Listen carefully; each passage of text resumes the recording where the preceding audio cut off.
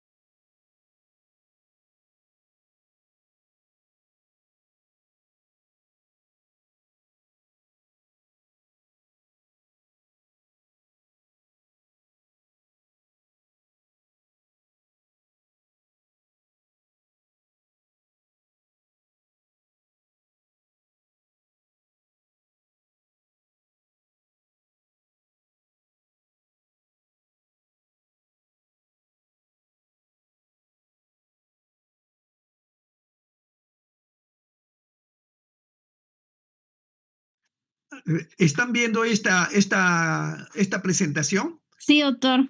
Sí, doctor. Ya, bueno, como ven aquí, yo he seguido el orden. Había un ejemplo que el doctor puso con relación de nombres que dice doctor Quirós y partía así, PPT, BB, ley, foro.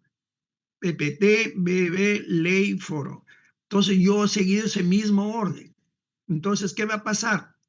Por ejemplo, Ariana, que es la primera, la próxima, ella va a participar en PPT con sus compañeros. A la siguiente participará en bibliografía, a la siguiente semana en ley y el foro que todos participan por norma, ¿no? Ya. Y así, cada semana van a ir teniendo una participación diferente. Será PPT, será bibliografía, ley, foro, PPT, bibliografía, ley, foro, PPT, etc. Por ejemplo, este grupo es PPT. Y a este grupo en la siguiente semana le va a corresponder BB, bibliografía, al siguiente grupo le va a corresponder ley y foro. Entonces, esto es, y el 8 no tenemos nada, es examen parcial, y el 8 de diciembre ya es examen final. Entonces, yo creo que esto está más o menos claro, no sé si hay alguna duda. Doctor, lo que pasa es que, por ejemplo, el grupo 1.1 tiene 5 subgrupos, no solamente El 4. 1.1.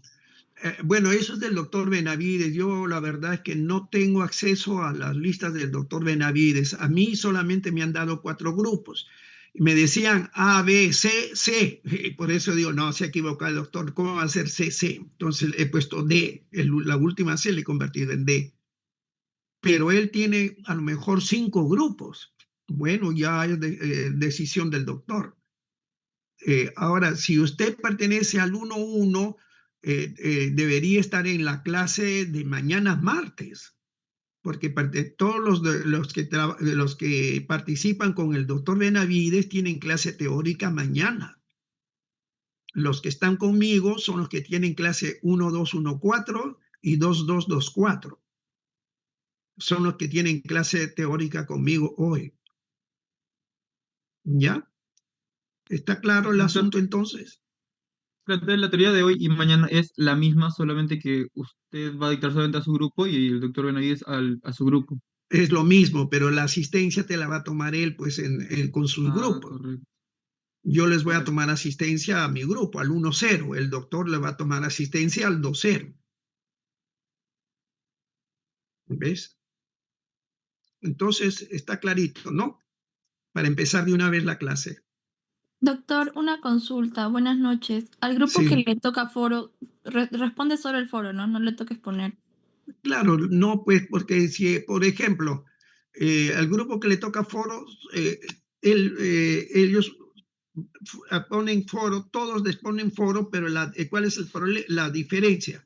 Que la nota de Béjar, por decir, no a lo mejor no va a ser la misma nota de María Fernanda o la de Aarón, cada uno va a tener su propia nota individual en foro.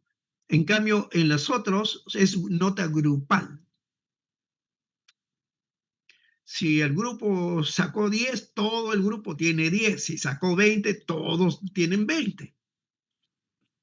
En cambio, en el foro puedes tener 10, el otro puede tener 15, el otro puede tener 20, el otro 18, porque es individual. La nota es individual. ¿Ok? Doctor, buenas Sí. tardes. Sí. Soy del grupo 1-3 y soy con usted y somos 5 grupos. Yo tengo solamente 1.2 y 1.4. 2.2 y 2.4. El doctor tiene 1.3 y de repente se ha puesto 1.5, pues, porque él debe tener dos grupos 1 y 2 grupos 2. Él debe tener 2.1 y 2, a ver, si yo soy 2.2, 2.4, quiere decir que él tiene 2.1 y 2.3.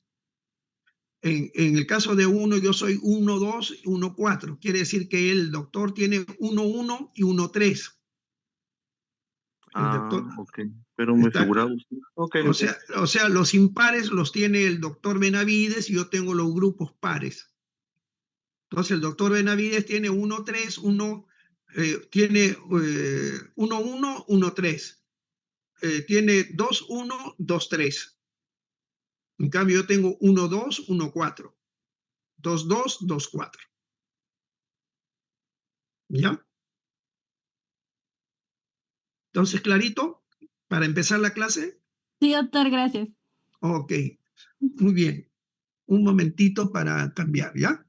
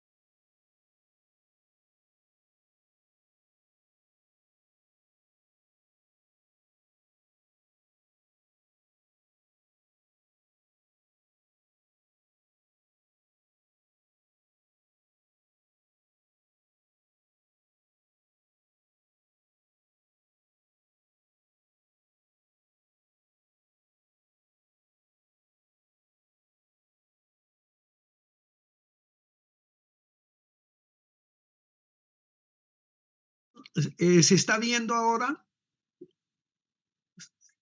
Hola. Sí, doctor. Sí, doctor, sí Ya. se ve. Ok, entonces vamos a continuar. Después tomo lista al final, ¿ya? Bien. Entonces, el tema de hoy es la primera clase que el doctor la hizo el lunes y martes. No lo pude hacer yo el lunes porque no me daban acceso para hacer el Zoom. Ya después me han autorizado para poder abrir el Zoom y por eso se lo colgué ya en la página. Y en la primera clase se explicó todo el sílabo, todo cómo se desarrollan las prácticas y también se habló pues algo sobre la historia de la bioética, ¿no? De todas maneras, revisen esos temas del que se habló en la primera clase. Ahora estamos en la segunda y es el desarrollo moral y la persona humana. Vamos a ver entonces cómo es esto. Mire, cuando uno se pregunta y dice, bueno, ¿cómo es que los seres humanos llegamos a tener valores, llegamos a respetar ciertas normas de comportamiento personal y social? Entonces nos dicen, bueno, eso es un desarrollo. Así como vamos desarrollando desde recién nacidos hasta viejos y vamos desarrollando todos los órganos, la parte psicológica, el lenguaje, etcétera, también la parte moral la vamos desarrollando. Entonces,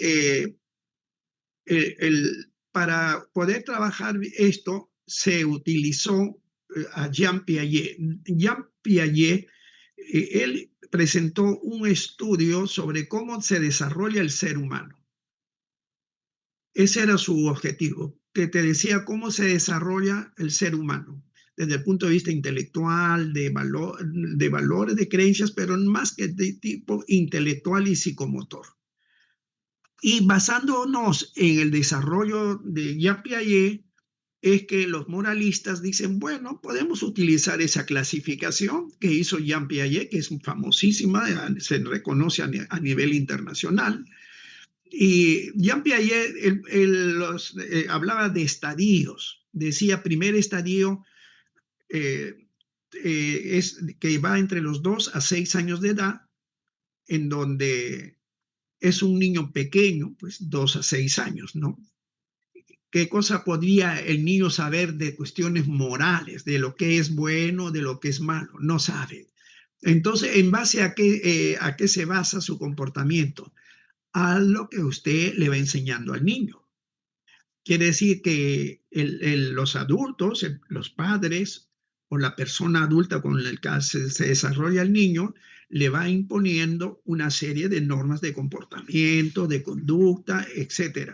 Y el niño va aprendiendo a respetar esas normas de conducta, ¿no? Y por eso se llama primer estadio moral del niño. Ya en esa misma etapa, ya en el segundo estadio, que ya el chico está ya un poco más crecido prácticamente, ya está yendo al primer grado, ya empieza, o ya está en el jardín, primer año, ya empieza a hacer algunas operaciones mentales, empieza a aprender a escribir, a hacer números, operaciones abstractas, y empieza ya a respetar a sus compañeritos. Porque si ustedes han visto en niños de jardín, a veces un niño le gusta un juguete, va y se lo quita al otro, no le pide permiso ni le dice préstame, simplemente se lo arranca y se arma una pelea entre los niños porque es mío y me lo ha quitado. Porque todavía no tenía claras las normas morales, pero ya cuando está entrando al primer grado, todo, entonces ya no, ya hay un poco más de respeto entre compañeros, ya empieza a haber cierto sentido moral, ya ha aprendido cómo debe comportarse, cuándo debe estar callado, cuándo debe estar tranquilo, cuándo puede moverse, etcétera, etcétera. Y va aprendiendo operaciones abstractas un poquito más complejas, ya empieza a sumar, a restar, ¿no? Y normas de comportamiento. Ya cuando está prácticamente prepuber, ya la persona, aparte de desarrollar operaciones mentales y abstractas, ya empieza también a tener más sentido moral.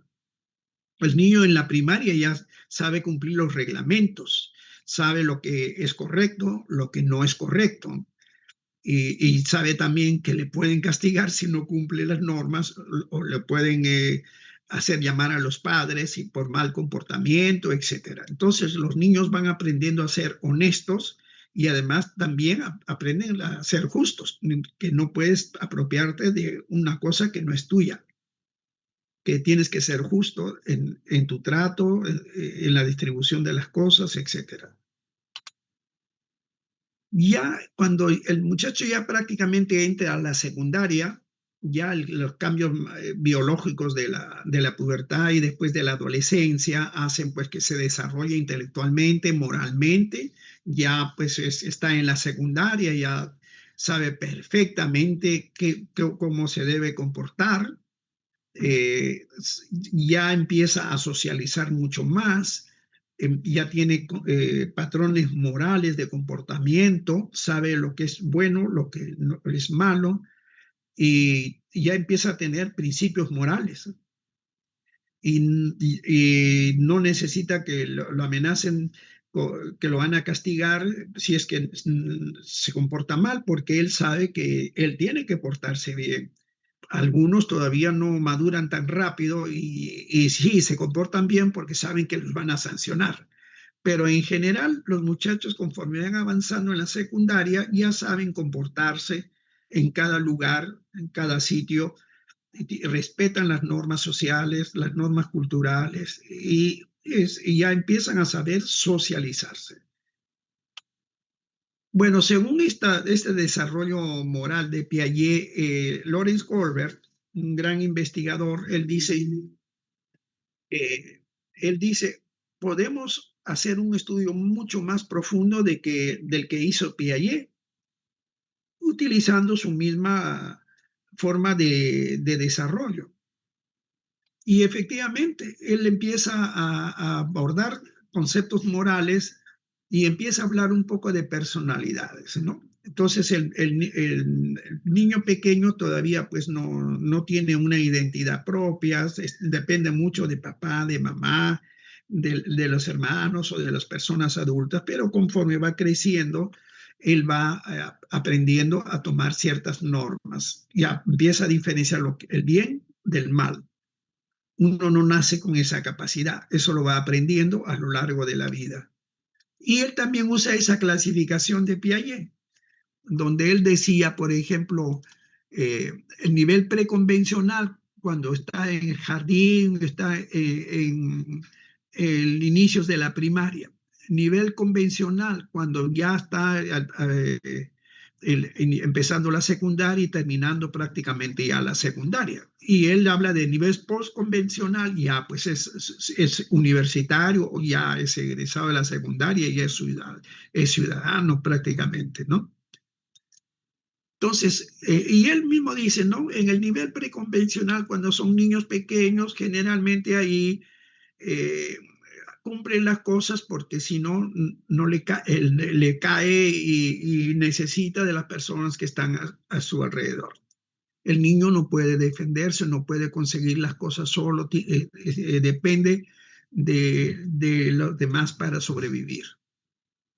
Entonces, y poco a poco va aprendiendo a ver lo que es bueno y lo que no es bueno, lo que es correcto, lo que no es correcto. Y ya cuando empiezan a entrar en la secundaria ya es mucho más convencional, ya actúa en función de las personas que los rodean, adoptan determinados comportamientos sociales, reglas de conducta, normas de urbanidad, etcétera, y sabe que tiene deberes que cumplir, sabe que hay normas que respetar, etcétera. Y ya entra a la fase postconvencional, o sea, ya es un ciudadano prácticamente, sabe lo que es justo, lo que no es, o lo que es injusto, y él puede decir, esto puedo hacer, esto no puedo hacer, aunque la mayoría de gente vea que incumple. Eso vemos, por ejemplo, cuando uno va conduciendo un carro, se pone la luz roja, uno para. Pero que hay gente que en vez de esperar a que se ponga luz verde, y a pesar de que ya son adultos, miran a un lado, a otro lado, no hay tombo, no hay policía y ¡pum! Se cruzan con la luz roja. Entonces uno dice, oye, a esa edad tú ya sabes lo que es correcto, lo que no es correcto. Y no tienes que cumplir las normas porque si me pescan el policía me va a meter una multa o se van a llevar el carro al depósito. Pero hay gente que aún en la etapa postconvencional cumple las normas más que por motivación propia, por temor a que lo sancionen. Y por eso vemos que empiezan a haber códigos de sanción, ¿no?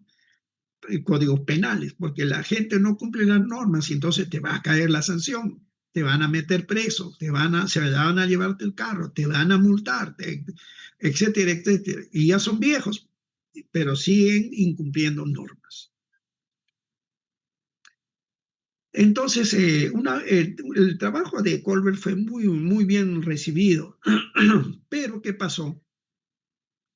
Él dice que en la práctica lo que yo he visto en la maduración moral de los estudios que he hecho, que hay dos principios fundamentales que han desarrollado los seres humanos, el de justicia y el de autonomía. Es decir, tengo que ser justo y además yo tengo que tomar mis decisiones y actuar porque creo lo que es correcto y lo que no es correcto. No actuar pensando que si me pueden tomar preso, me pueden sancionar, me pueden botar del trabajo. No, yo actúo porque creo que eso es lo que debo hacer. Entonces, y él dice, en tanto más estén desarrollados estos dos valores, el de justicia y autonomía, vamos a tener mejor situación moral en la sociedad. Entonces, como ven ustedes, esta es más o menos toda la evolución que hizo Colbert. Desde el niño pequeño que actúa porque hay que evitar el castigo, ya en la primaria me empieza a interesar cosas, entonces me porto bien porque me van a regalar algo, me van a poder llevar al cine, me van a hacer esto, me van a hacer lo otro. Ya terminando la primaria, ya prácticamente hay buena actitud, es un chico bueno, y ya cuando entra a la secundaria ya respeta la ley, el orden, ya es prácticamente, sabe comportarse dentro de una sociedad, y ya después ya es un ciudadano, ya cumple todo lo que la sociedad tiene establecido como correcto o lo que no es correcto, y hay principios morales que todos tenemos que cumplir. Entonces, eso es más o menos el desarrollo de Colbert. Pero, ¿qué pasó? Gilligan, que fue alumna de Colbert, le dijo, disculpe maestro, su trabajo es muy bueno, pero tengo algunas observaciones. Yo me hago esta pregunta. ¿El desarrollo moral que usted nos ha mostrado será igual en varones y en mujeres? Porque el estudio que usted ha hecho, porque hizo un estudio de seguimiento desde niños pequeños hasta adolescentes y adultos, le costó muchos años a Colbert. Usted lo ha hecho en varones. No ha hecho el seguimiento en mujeres. Entonces, Gilligan le dijo, yo voy a hacer el mismo estudio, pero en mujeres. Y compararemos los resultados. Veremos si los resultados son igual que el estudio en varones. Y efectivamente, ella hace el estudio y oh sorpresa, ella dice, está bien, la justicia y autonomía, esos dos principios también se han presentado en las mujeres. Pero hay otros principios y otras cosas que no presentó usted en los varones, y en las mujeres sí tenemos. La compasión, la responsabilidad. Entonces, usted presentó autonomía y justicia. Es correcto. También hay en mujeres. Pero en las mujeres, además, la mujer es compasiva y es muy responsable. Es muy responsable. Y eso hay que tomarlo en cuenta cuando uno esté tratando con varones o con mujeres. Y eso lo vemos, por ejemplo, en el Poder Judicial. Si un tribunal está formado con puros varones, el varón es muy pegado a la norma, a la ley, que el artículo tanto, que la ley tanto, que el derecho esto, que el derecho el otro, y sanción, ya preso, ya 20 años, 30 años, cadena perpetua, condenado a muerte. En cambio, si ese tribunal está conformado también por mujeres, ellos dicen, sí, ha cometido la falta de esto, de lo otro, pero es un padre de familia, tiene mujer, tiene esos niños, que esto, ya pues no le demos cadena perpetua, démosle pues 20 años de cárcel. O sea, le da compasión a la mujer, ¿no? Y se fija mucho en la responsabilidad. Entonces, por eso es que hoy en día la corriente es que un tribunal no debe estar formado con puras mujeres ni tampoco con puros varones, sino que deben haber ambos para que la sanción sea lo más balanceada posible. Entonces, ella decía, Carol Gilligan decía, no es que las mujeres no sean tan maduras y tan racionales como los varones. Lo que pasa es que nosotros manejamos una voz diferente, ¿no? Y una different voice. Es típico de una mujer. Los varones formulan juicios racionales, universales, imparciales. Sí, está correcto. Pero las mujeres, además de eso, emitimos juicios que son más contextualizados a la situación del inculpado. Son más narrativos.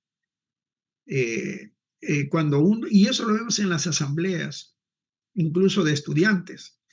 Cuando participa un varón, él dice sí, porque el gobierno, por la ley o porque no se han cumplido tal norma de la universidad, que esto, que lo otro, el reglamento dice esto, lo otro. Muy bien. Son muy abstractos, son muy formales. Pero cuando participan las chicas, dice, pero no se ha tomado en cuenta que muchas chicas se demoran en llegar porque no tienen los recursos, tienen que tomar 3 o 4 micros, que no sé qué, que no sé cuántos. O sea, contextualizan la situación. Cosas que los varones no lo hacen. Son más estrictos, más rígidos y no contextualizan y no te narran la situación. En cambio, la mujer dice, porque esta es una pobre mujer que trabaja así, que trabaja la pobre hace esto, todos los días va a su casa, toma 3 micros, que no sé qué. O sea, te narra un montón de cosas. El varón no hace eso. Entonces, por eso es que Kohlberg y Carol Gilligan dieron las bases del desarrollo moral. Entonces, las bases entonces estructurales del desarrollo moral, podríamos decir que tienen 2 bases, hasta 3. Uno, el desarrollo de cómo evoluciona el razonamiento, todo eso de Piaget, y el desarrollo moral que hizo Kohlberg con varones y Carol Gilligan que hizo con mujeres. Entonces, ¿qué conclusión sacamos de este desarrollo moral? Que hay 2 caras de evolución moral. Primero es la ética de la justicia. Es decir, los hombres se mueven más en lo formal y en lo abstracto, en los respeto a los derechos formales, ¿ya? En las reglas. En cambio, las mujeres practican, no es que no practiquen la justicia, lo hacen, pero tienen en cuenta la ética del cuidado. Es decir, las mujeres se mueven más en lo contextual, en los entornos, en las responsabilidades, en las relaciones de esa persona, es decir, dan una concepción más normativa, captan más aspectos, tienen una visión más global de la persona. podríamos entonces, como conclusión, decir que una moral madura no puede reducirse a una aceptación pasiva de los códigos morales. Ha de ser una moral autónoma, es decir, que uno acepta las normas morales por decisión propia, no porque si no lo cumplo me cae la policía, me meten preso, o pierdo el trabajo, o me sancionan, o lo que sea. Entonces, ahora cuando uno empieza a ver valores, se plantea qué es lo más valioso que hay en la vida.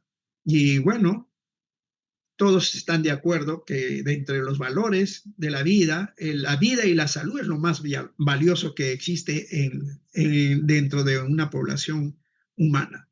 La vida y la salud. Entonces, la vida y la salud son valores morales que no tienen valor en dinero. En ninguno, no se puede comprar ni vender la vida y la salud.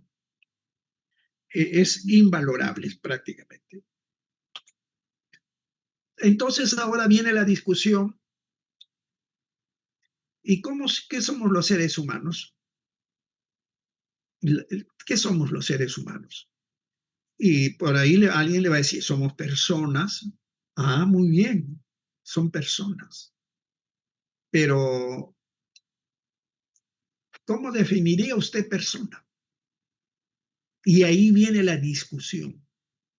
La discusión. ¿Cómo se entiende el concepto de persona?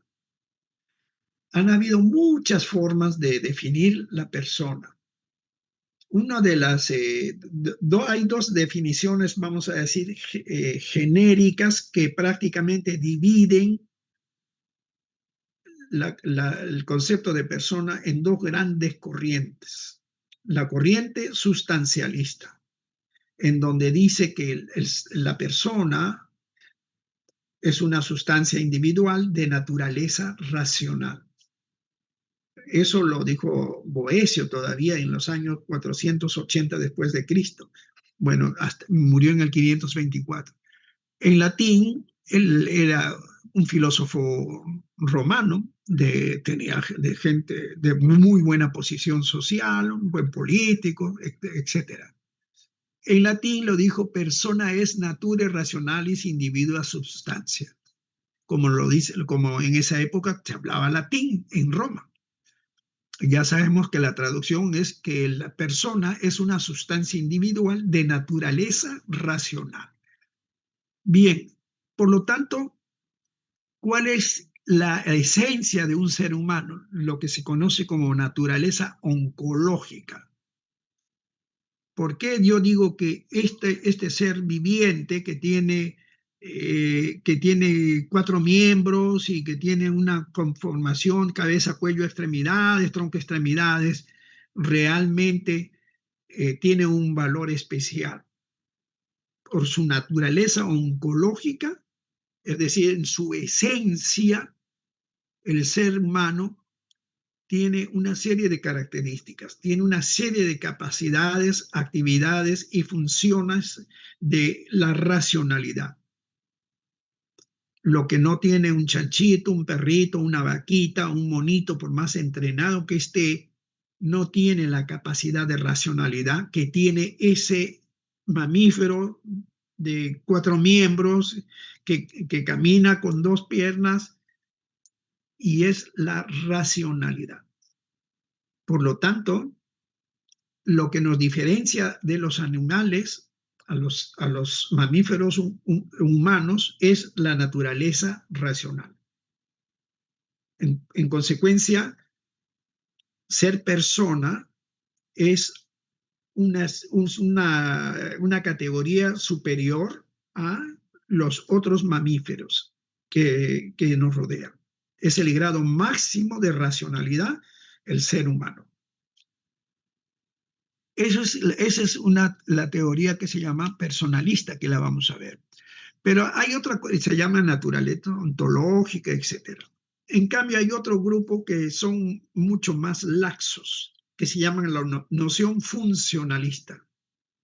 Es decir, bueno, sí dice persona, es un concepto, formado por un conjunto de propiedades o funciones en sentido abstracto que tiene un ser humano.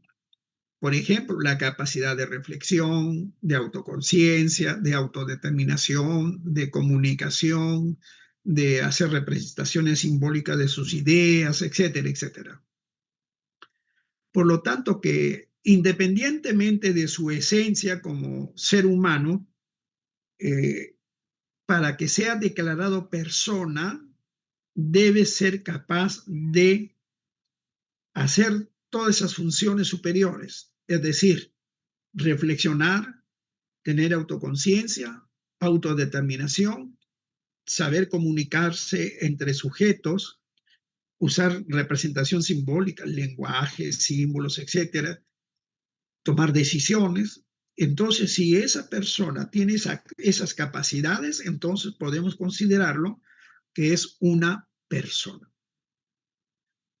Ahora, el problema es que una persona puede ejercitar todas esas funciones en grados diferentes. No es lo mismo un niño pequeño que un adolescente, que un adulto o que un anciano. Entonces, según esta noción funcionalista, podrían haber grados de persona. Entre más activa, más racional, que sabe tomar decisiones, etcétera, tiene más grado de persona. Y un viejito que habla con las justas, que no se orienta, que está ya medio distraído, tiene un muy bajo grado de persona. En cambio, fíjense ustedes cómo se diferencia a la noción sustancialista, donde dicen, no, el hecho de que usted sea ser humano y que tenga capacidad de raciocinio ya es persona. No interesa el grado de esa capacidad de raciocinio. En cambio, la noción funcionalista dice, no, depende, yo puedo ser humano, pero tengo un retardo mental severo, no tengo esa capacidad de reflexión, de autoconciencia y de autodeterminación, por lo tanto, soy ser humano, pero no soy persona. ¿Ven las dos diferencias? Entonces, la corriente que hemos visto, la primera, que sea noción sustancialista, se ha desarrollado el funcionamiento, la corriente que se llama el personalismo. Es una teoría ontológica. ¿Por qué? Porque habla de la esencia del ser humano. Entonces, ellos dicen que la naturaleza del ser humano es tener funciones de nivel superior, aparte de la sensibilidad, tener la parte cognitiva, racional, volitiva, etcétera, que implica poseer además una corporeidad, es decir, tener un cuerpo biológico, pero además tengo una dimensión psicológica y además tengo un conjunto de normas morales, lo que se llama acepción moral. Es decir, yo sé lo que es correcto, lo que no es correcto, y yo tomo mis decisiones. Por eso es que se habla de dignidad de la persona. Y una persona tiene dignidad porque tiene, por su naturaleza humana, con capacidad de tomar decisiones, y esa capacidad de raciocinio, eso lo hace digno. Bueno, entonces la dignidad es intrínseca a la persona. Entonces la pregunta que viene acá a continuación es decir, bueno, ¿y un recién nacido es persona? ¿O un huevo fecundado o un cigoto es persona? Porque le van a decir, no presenta esas cualidades de capacidad de análisis, de raciocinio, no tiene normas morales, etcétera, etcétera. Y hay gente que dice, no, no es persona. Pero la definición del personalismo dice, se respeta, porque si bien no tiene esas capacidades de raciocinio, de tomar decisiones, etcétera, en potencia las va a tener conforme vaya desarrollándose. Por lo tanto, esa sigue siendo persona y se debe respetar. Ese cigoto, ese recién nacido, debe respetarse. Por lo tanto, el valor de una persona se fundamenta en su esencia moral de que tiene una dignidad por el mismo hecho de que es un ser humano con capacidad de raciocinio y tomar decisiones, hasta que incluso llegue a la plenitud de su capacidad y que después empieza a entrar en deterioro cuando uno empieza a envejecer y cuando puede terminar en demencia senil. Entonces, dentro de los valores de jerarquías de seres, el ser humano ocupa el vértice de la jerarquía ontológica por encima de los animales y los vegetales. Por tanto, hay varios principios bioéticos relacionados a la persona, al personalismo. Por ejemplo, el principio de defensa de la vida física, es decir, nosotros no podemos disponer de la vida física corporal de una persona. ¿Por qué? Porque no es como un animalito o un chanchito que mañana lo mato para comer chicharrones o una gallinita. No, señor, es un ser humano y con una dignidad de persona. Por lo tanto, usted no puede disponer de su vida. Debe defender la vida de esas personas. Lo mismo el principio de libertad y de responsabilidad. Esa persona, cuando ya está madura, tiene la capacidad de elegir y actuar y hacer un proyecto de vida y decidir qué cosa quiere hacer de su vida. Puede crear su código de valores, sus códigos morales. Por lo tanto, merece ser respetado. Y también hay un principio en la teoría personalista, el principio de totalidad o principio terapéutico. ¿Qué te dice eso? Que los actos médicos sobre el cuerpo de un ser humano tienen que ser respetando la totalidad del ser humano. Es decir, yo no puedo actuar sobre una parte del cuerpo sabiendo que eso lo va a matar. Ese es un principio fundamental en el ejercicio de la medicina. Los actos médicos sobre el cuerpo humano tienen que respetarse la totalidad del funcionamiento del cuerpo hasta donde sea posible médicamente. Entonces, por ejemplo, si yo tengo un pie diabético, que ya no hay circulación, está gangrenado, bueno, si le voy a hacer una intervención, lo hago para que todo el cuerpo siga funcionando. Entonces, ¿qué haré? Amputaré la pierna, pero para asegurar de que todo el cuerpo va a seguir funcionando, aunque no tenga la pierna. Si no hay otra alternativa de tratamiento sin mutilación, no me queda más remedio que hacer esa mutilación. Es decir, extirpar la parte enferma.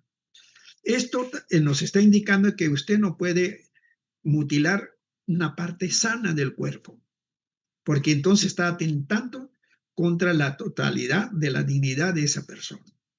Por ejemplo, usted no puede amputarle una pierna porque me da la gana. No, usted está atentando contra la vida de esa persona y contra su dignidad.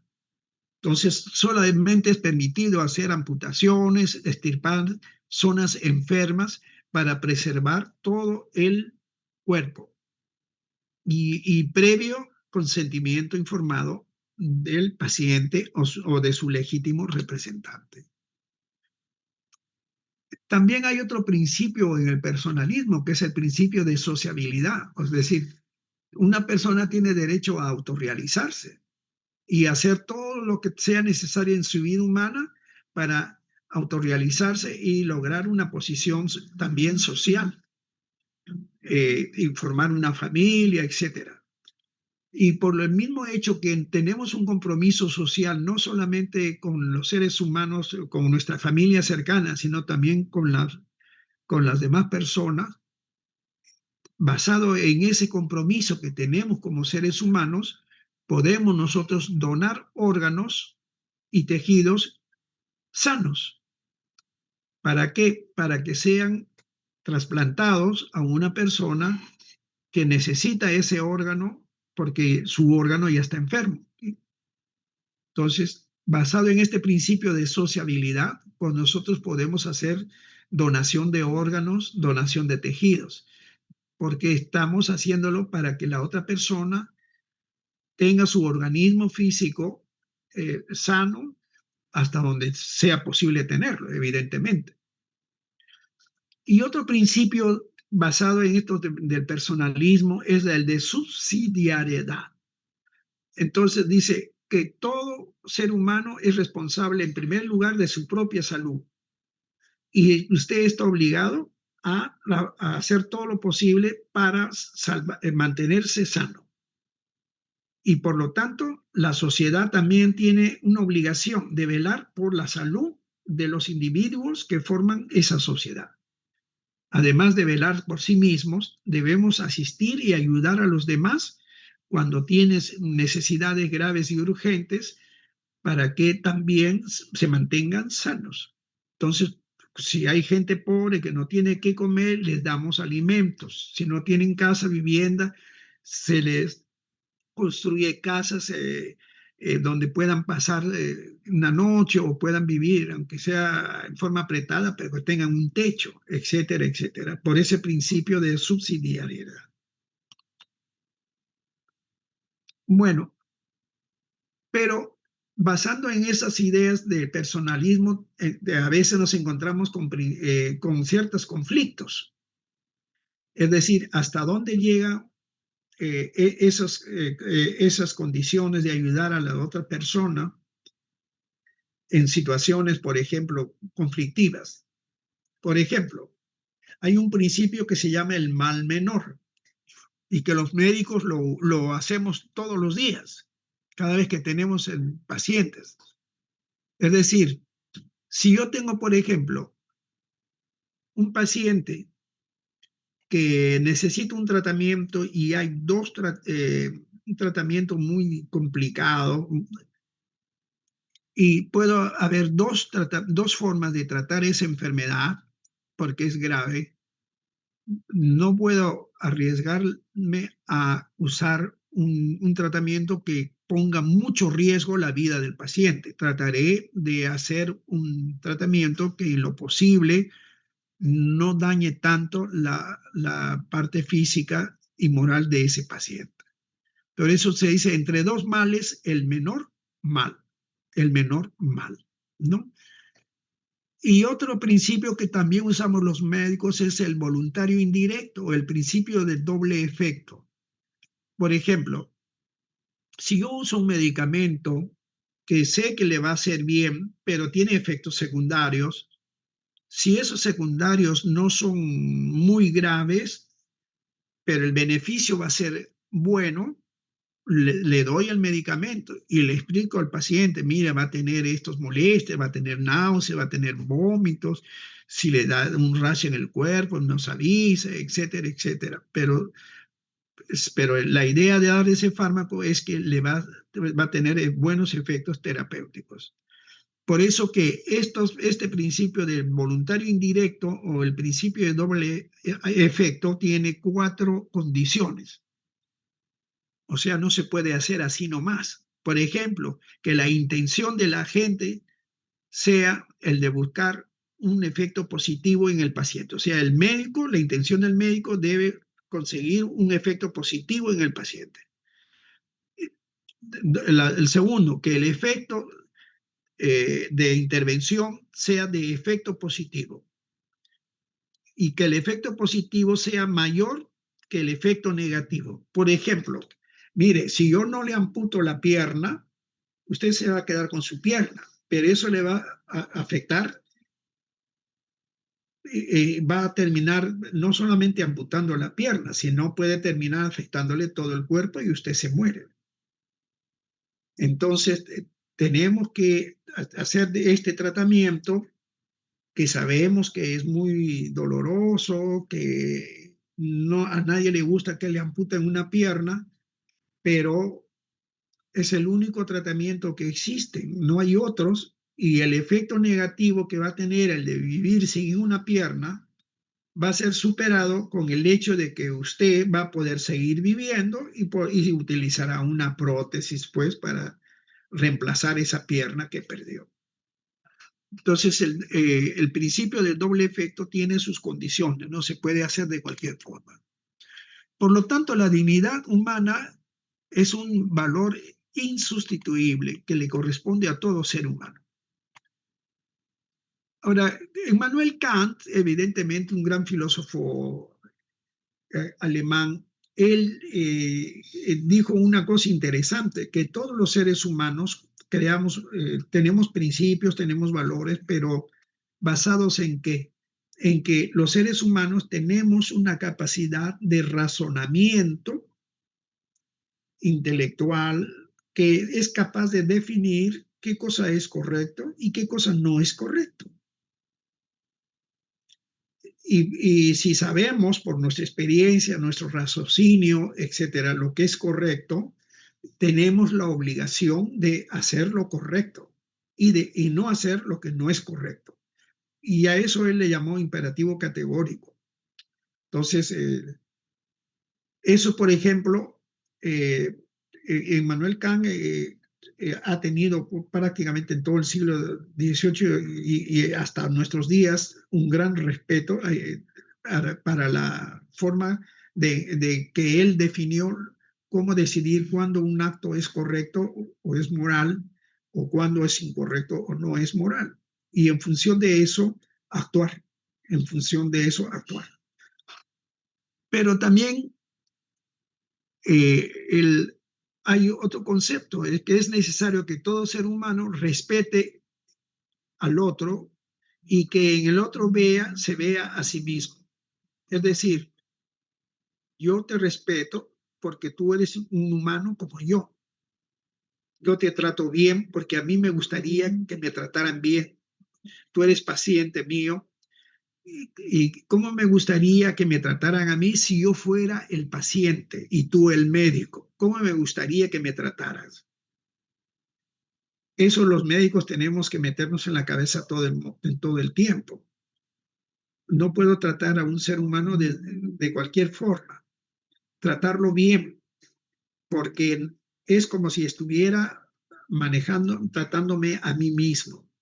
Y eso es muy importante en el ejercicio profesional. Pero ¿qué pasa? Aparece esta corriente que se llamó, que son parte de esa concepción funcionalista. Engelgard, por ejemplo, que él dice, bueno, efectivamente, los seres humanos tienen una vida biológica humana, pero no todos los seres humanos son personas. Si yo encuentro un niño con retardo mental o un viejito que ya no sabe ni cómo se llama, entonces eso ya dejaron de ser personas. El primero nunca llegó a ser persona y el segundo dejó de ser persona. Por lo tanto, para mí ya no son personas. Y si no son personas, yo podría decidir hacer lo que sea con esas personas y no estaría cometiendo ningún delito. En cambio, si esa persona tiene capacidad de decisión, de raciocinio, de todo, y yo hago algo contra esa persona, ahí sí me debe caer la ley. Entonces le hicieron la pregunta, ¿qué quiere decir entonces que si un viejito que ya no sabe ni cómo se llama, ¿y qué podemos hacer por él? Bueno, tener pues un deber de beneficencia con ese viejito, ¿no? Es como si usted se compadeciera de un animalito, pero nada más eso, deber de beneficencia, porque no todos los humanos somos personas. Entonces, ¿qué ha pasado? Basado en eso, en esta concepción que es de origen inglés y que ha sido compartido por los americanos, ahorita es anglosajón y además americano, está difundiéndose por todo el mundo y gracias a esta corriente, pues entonces dicen, bueno, entonces si es así, yo puedo pues producir abortos sin ningún problema legal. Si está ya viejito, ¿no? Puedo hacer eutanasia, no necesito ni siquiera pedirle autorización porque ya no es persona. Además, ni sabe dónde está parado el viejito, ya ni sabe quién es, así que mejor que de una vez se vaya y se muera de una vez. Cosas de ese tipo, Tristan Engelhardt promocionó, pues. Entonces, abrió la puerta para una serie de abusos entre los más débiles. Entonces, los más débiles, ¿quiénes son? Los no nacidos, o si nace a un niño con deformaciones, elimínalo. ¿Para qué lo dejas viviendo? Mátalo. Todavía no es persona.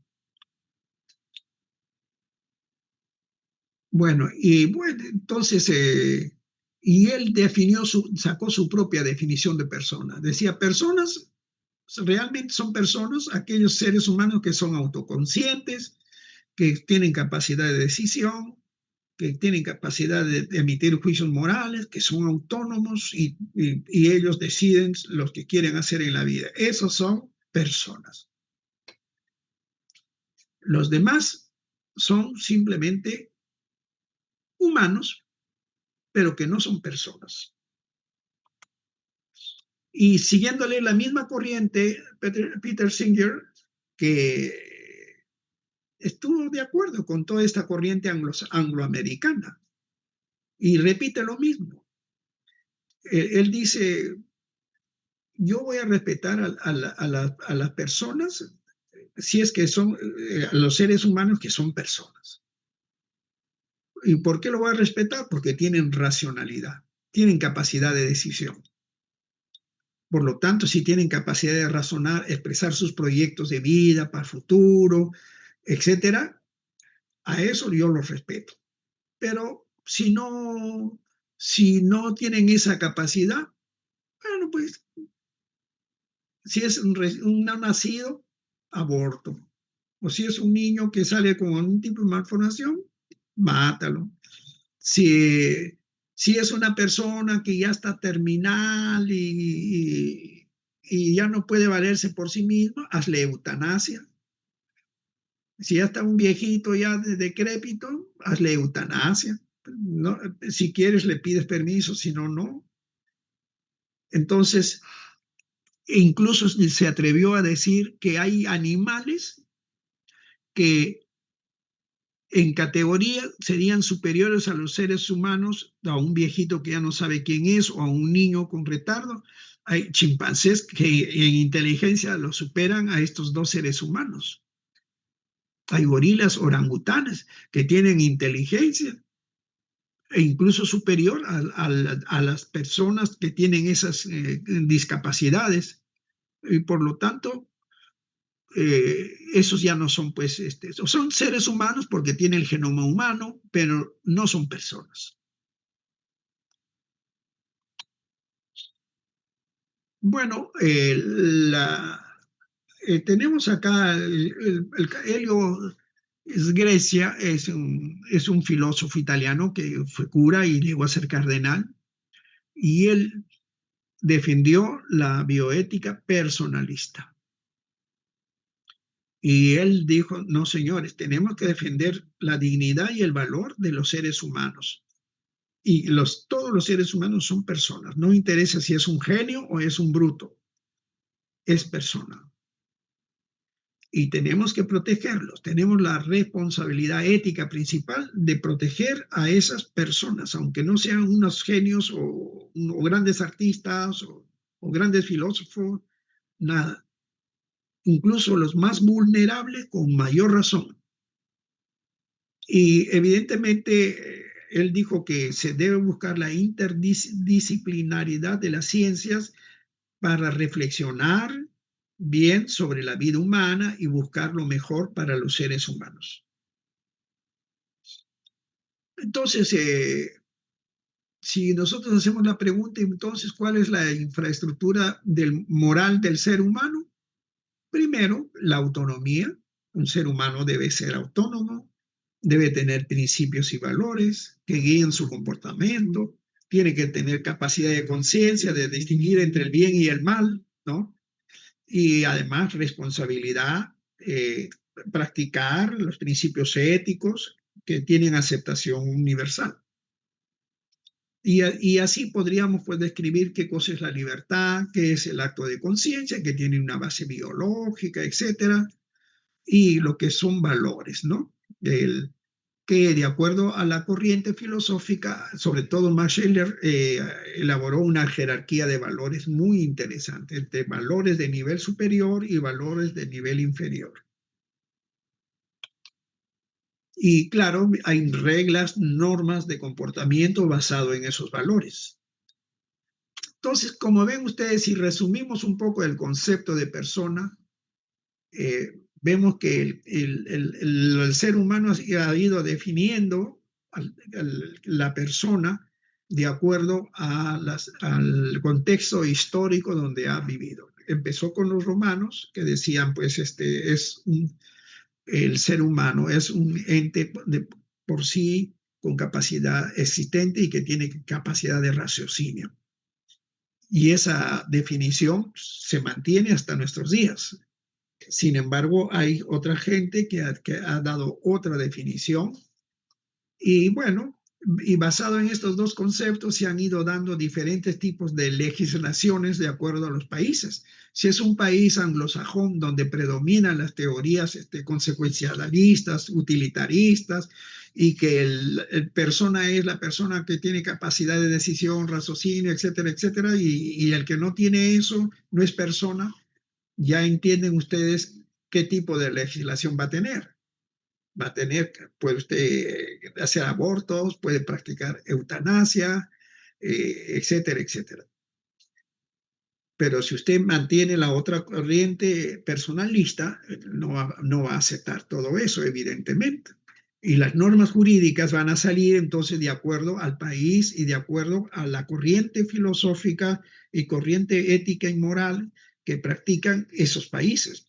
Y hoy en día la corriente angloamericana, utilitarista, consecuencialista, de Peter Singer y todos los demás, está extendiéndose por toda Latinoamérica y por Europa ha empezado a invadir también.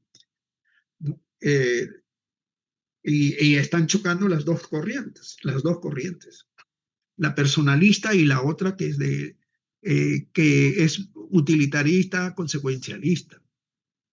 Y la constitución política del Perú, bueno, sí siguió un patrón personalista y habla de la persona humana y el respeto de su dignidad, que son el fin supremo de la sociedad y del Estado. Y también habla de que la persona es un ser social, ¿ya? Y por lo tanto se debe garantizar sus derechos a la vida, a igualdad ante la ley, a la libertad de conciencia, expresión e información.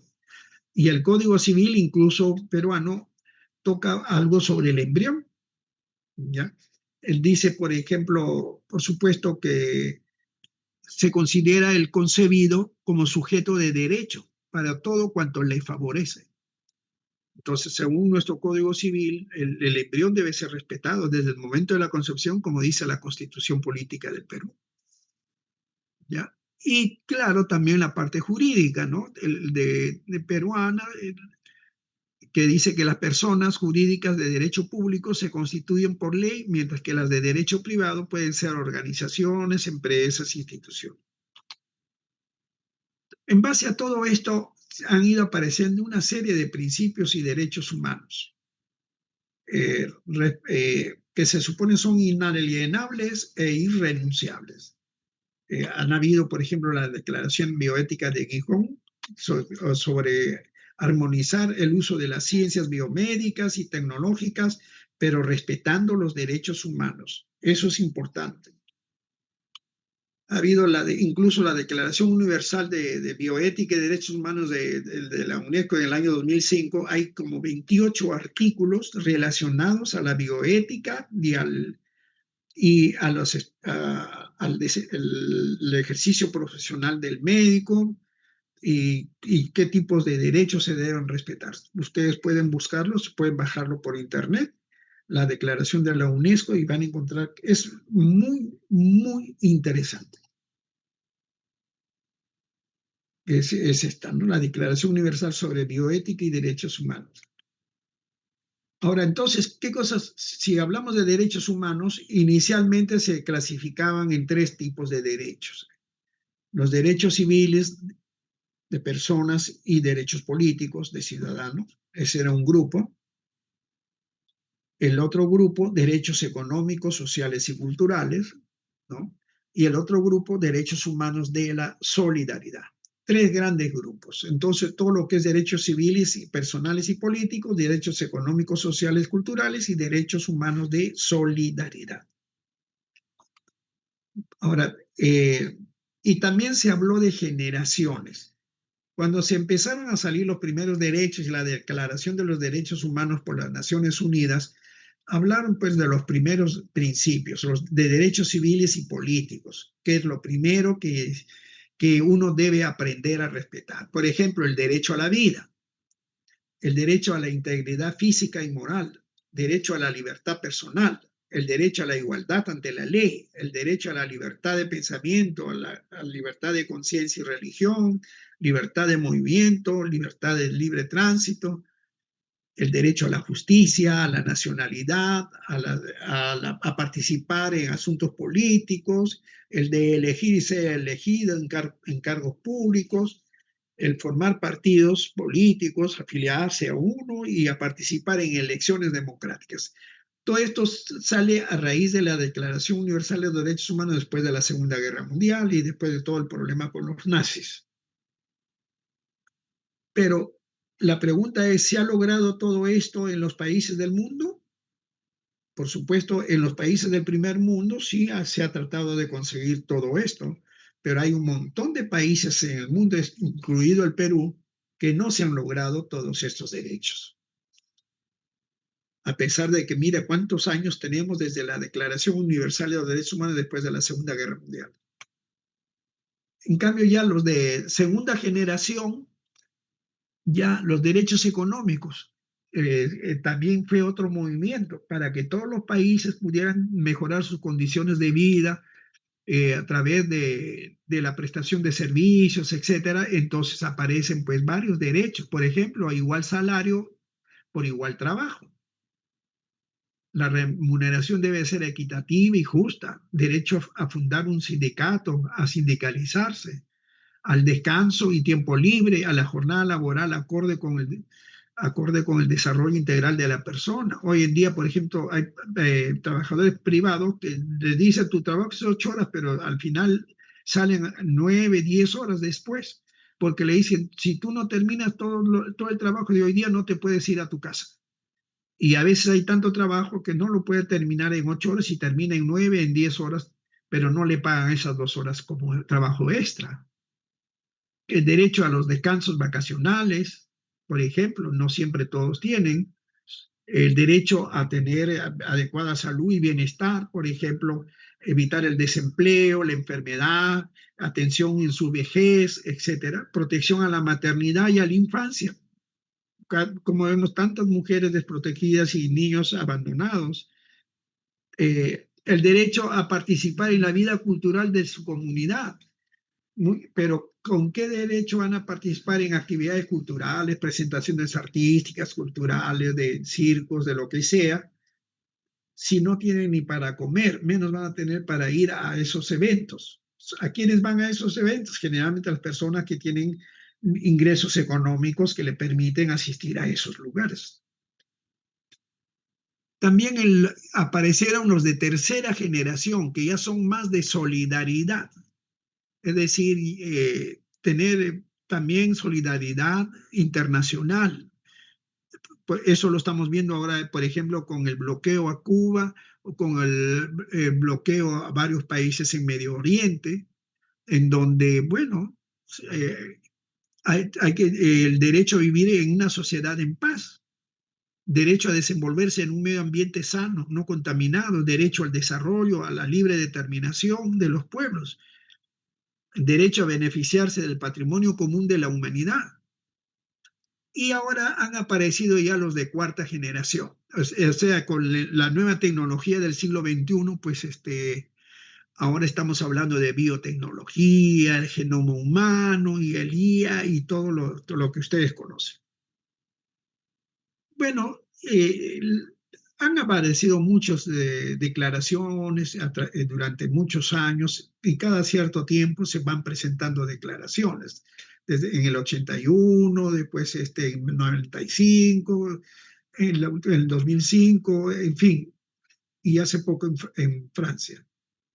Por ejemplo, el derecho a la atención médica de buena calidad. El Perú no lo tenemos así. Ya no les voy a explicar todo eso, lo que significa todo eso. El derecho a una libertad de elección. Usted puede cambiar de médico cuando quiere, puede ir al hospital o a la institución que usted desee. No puede, porque usted le dicen, bueno, estos son los hospitales donde usted puede ir, pero yo quiero irme a otro hospital, pero no tengo plata. Bueno, es su problema. Pero acá va a estos hospitales públicos, si no, pues se queda sin atención médica. Quiero una opinión de un segundo médico porque no, estoy dudando un poco de la opinión del colega que me ha visto. Bueno, ya es tu problema, yo no voy a derivarte a otro colega. Por ejemplo, ¿no? Derecho a la autodeterminación, a tomar decisiones libremente, si es paciente adulto, mentalmente competente, a recibir información sobre su enfermedad, su tratamiento, ¿no? Tener el consentimiento informado, etc. Y también derecho a negarse a participar en trabajos de investigación o en enseñanza de la medicina. Hay pacientes hospitalizados donde van los estudiantes de medicina, pero no le han pedido consentimiento al paciente si quiere que los estudiantes le examinen. Hay pacientes que no quieren que los examinen los estudiantes y no se les ha pedido un consentimiento. Y también el caso de pacientes inconscientes que él no puede tomar decisiones, no puede expresar. Y bueno, en casos de emergencia, el médico está obligado por ley a actuar para salvarle la vida, pero si no tiene quien decida por el paciente, ¿qué se hace? ¿Habrá algún representante legal, algún familiar, algún amigo? A veces no hay nadie. El paciente que está incapacitado de tomar decisiones, ya sabemos que debe haber un representante legal o algún familiar, que no se puede hacer un procedimiento contra la voluntad del paciente. El derecho a ser informado de todo, de su enfermedad, del tratamiento que va a recibir, de la evolución de su enfermedad, etcétera, etcétera. Al secreto profesional, a recibir educación para cuidar su salud o cuidarse en el tratamiento de su enfermedad. El derecho a ser tratado con dignidad y respetado en el momento de la atención médica y en el momento en que se hace docencia, cuidar mucho la dignidad de la persona, la intimidad de la persona. No se puede delante de 5 alumnos destaparles, ponerle los genitales del paciente o de la paciente y los chicos ahí mirando. ¿Cómo se siente la paciente? Eso es ir contra la dignidad del paciente. Y ni siquiera se le ha pedido autorización. También tiene derecho a tener una atención en la fase terminal. Cuando dicen a veces los médicos pasan visitas, no, este ya está pedido, ya pasa nomás al que sigue. Y no se paran ni siquiera para preguntarle cómo se siente usted, cómo está, qué molestia tiene usted hoy día. Ya no, se siguen de largo como ya está pedido, entre comillas, o sea, se va a morir. Pasemos al siguiente. Eso lo hemos visto en los hospitales. El derecho a tener asistencia religiosa. Si yo quiero que venga un cura, que venga un evangélico o de cualquier otra religión, porque quiero que me apoye en este estado de trance de mi salud, de enfermedad, ¿por qué le va a impedir que ingrese? No es que está en UCI. Cúbralo, vístalo, le póngale todos los trapos que quiera y mascarillas que quiera al curita o al pastor o a quien sea, y deje que entre a UCI y que le dé la asistencia religiosa al paciente. Es su derecho. Bueno, Entonces, vemos nosotros que la Declaración Universal sobre Bioética y Derechos Humanos hay como 20 y tantos, 28 artículos más o menos, en donde se insiste pues que promover la autonomía, el consentimiento informado, la justicia, la equidad, solidaridad, protección de poblaciones vulnerables, respeto a las generaciones futuras, medio ambiente, la responsabilidad social de los gobiernos, el derecho a la cooperación internacional, a la educación en bioética, todos los profesionales de la salud para garantizar un manejo correcto y una investigación científica respetando la parte ética. Muy bien, entonces hasta acá nos quedamos. Voy a pasar lista un momentito, por favor. ¿Alguna pregunta, alguna aclaración, algo que quieran? ¿Todo está ok? Parece que ya no están. Bueno, voy a pasar lista por si acaso, ¿eh? Ok.